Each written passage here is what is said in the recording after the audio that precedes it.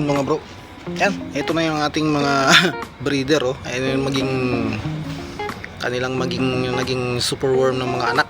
Mga anak talaga yun, oh. Yan, yan sila. Ang dami. May mga breeder pa tayong natira. Dito yan nakalagay. Yan. Tapos lagay ako ng panibagong itlogan nila, no. Ayan, oh. Kaya lang yung mga superworm kumapit na rin dun. Ako, nagmi-mating pa, oh. Siguro gagawin ko na lang, maghahanap ako ng bagong paglalagyan ng paglalagyan ng paitlugan nila, mga karton instead na yan. Pero maganda sana yan, eh. Yung problema, eh, daming superworm na kumapit, kaya tayo ko nga, subukan natin itayo. Yan, ang dami. Dala ko ba sa laming ko? Ayun, dala ko. At yung mga feeds na naubos na.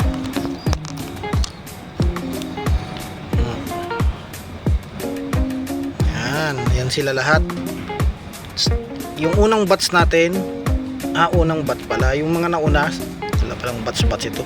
Yun yung mga nauna, oh. Ayan, malalaki na rin, pwede na natin gawing breeder yan. At pwede na rin ibenta.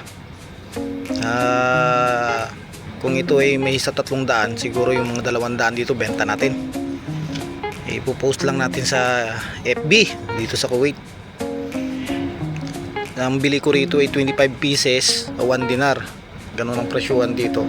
Siguro gawin nating 30 peraso. Itong gumala. Uy, gumala, baba. Ayan, yan sila.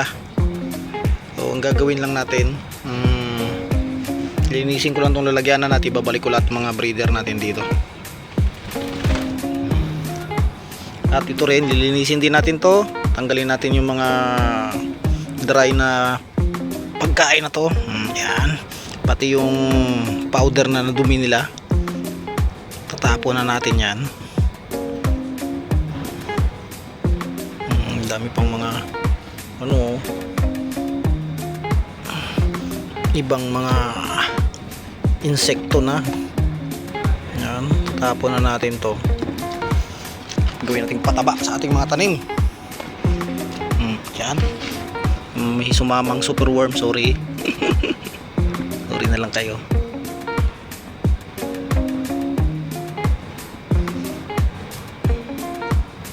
Kagaya nung gustong sumama, magsisisi kayo, malilitsyong kayo sa init dito sa taas, sa labas. Lagay na natin yan dyan. Mga dry na rin to, eh. Mabilis lang lumaki pag saging. Yung mga saging na ganito, na pabulok na, mabilis lang lumaki. Ayan, lalaki na, oh. Sarap gawin yan. Sarap gisahin. Sa ibang lugar sa atin dyan sa Pilipinas, ano kinakain ito. So di pa natin na-try. Yan, dami. Grabe. Oh, ang tataba. Ang tataba. Ang lalaki. Pangbenta na to, pangbenta na. Yan, may mga breeder pa tayo dyan, oh. Dami pa. May natira pa tayong mga breeder at yan ay mabubuhay pa yan. At ito yung huling batch natin ng mga superworm. Siguro ito na lang natin palakihin. Ito, benta na natin to. Hanapan naman tayo ng buyer to. Diba? So, ang gagawin ko lang, ito-transfer na muna natin sila sa isang maliit na container para malinis ko to. Then alalagyan natin ng pellet. Yan, may pellet ako binili kapon sa Arads. Rabbit pellet ang nabili ko. Grabe ang mahal ng mga patuka. Half dinar ang per kilo ng mga patuka ng hayop. Dalawang klaseng pellet, half dinar ang 1 kilo. Bumili lang ako ng 2 kilo para lang dito sa ating mga superworm. Diba? kailangan natin linisin to para malagyan ng bagong pellets.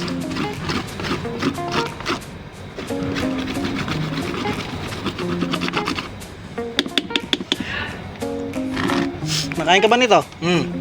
Bilis, kuha. Kumakain ka, kuha, bilis.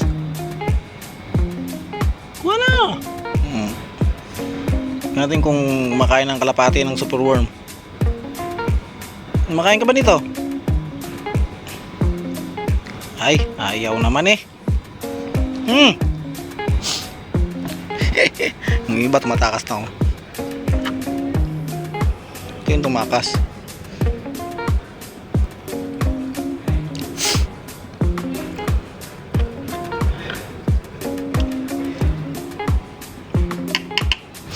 Yan, ang dami nating superworm. Teka lang, nasobra nata ako. Bro, natapos din tayo. Ayan, yung mga malalaki na. Ayan, nakihiwalay, madilim na. At dito sa kabila, yung mga bago nating maliliit, mga bagong anak ng ating mga breeder. Dito, pag-iisahin ko na lang siguro sila. Ang lagay para kahit papano save sa space. Tago na kayo dyan kung trip nyo. Yan yan yan sila, breeder. Yung may mga pellet na yan parehas. Yan, i-pellet na rin to. Source of water na lang ang kulang. At ang breeder natin, yan natira sa pagkakatanda ko 60 pieces. Ang dami nila naging anak, grabe, sobra. Mahigit siguro 500 ito. At hindi pa tapos, mayroon pa sila dyan. Siguro ipopost ko to sa FB dito sa Kuwait. Kung tingnan natin kung may bibili pag wala, isda natin makikinabang, diba? Yan na ang ating superworm breeding na natira. Bali ako na. Madilim na. Inabot na ako ng dilim. Nakakalikot itong ating mga superworm. Naghahanap na lang ako ng source of water nito, siguro gulay-gulay doon. Mabilis silang lumaki pagka gulay yung pinapakain mo talaga, tsaka prutas. Dalas ko nilalagay dito saging mga dahon ng saging. Yan, yung iba natutuyo, pero yung iba karamihan nakakain talaga nila. Kita nyo naman yung mga tinapon natin doon, dahon na lang talaga. Yung pinaka malambot na parte, ubos na nila, yung matigas na lang naiiwan. Ayan mga bro, hanggang dito na lang muna siguro ang ating video for today tungkol dito sa ating superworm breeding. Tagal-tagal na rin tayo nag-superworm, pero hindi natin tinututukan to, bali kung kailan ko lang maibigan i-vlog tsaka lang, pero wala pa naman tayong ina-out. Ito pa yung simula na nagsimula tayo sa 25 pieces ng superworm. Yan na sila lahat. At yung iba nga napamigay na natin sa kaibigan natin kay Aris. At the same time, pakain na rin natin yung iba sa isda. Yung kanina lang nagpakain ako rito. Yung mga ayaw makinig. Yung makinig yun. Ay, madilim na, hindi makita. Yan. Diyan, may nilagay ako dyan mga maliliit na superworm, para kahit papano makatikim naman itong ating mga isda. Ayun mga bro, hanggang dito na lang muna ang ating video for today. Update ko na lang kayo kung ito ay mabibenta natin. Ingat-ingat na lang lahat at God bless us all. Bye bye. Ayun, ang dami na nila Ayan, sa taas na tayo. Pwede ba? Ang dami, grabe. Dagdagan ko lang to ng pellet. Parang konti yung pellet natin dito sa mga to. Okay, bye bye.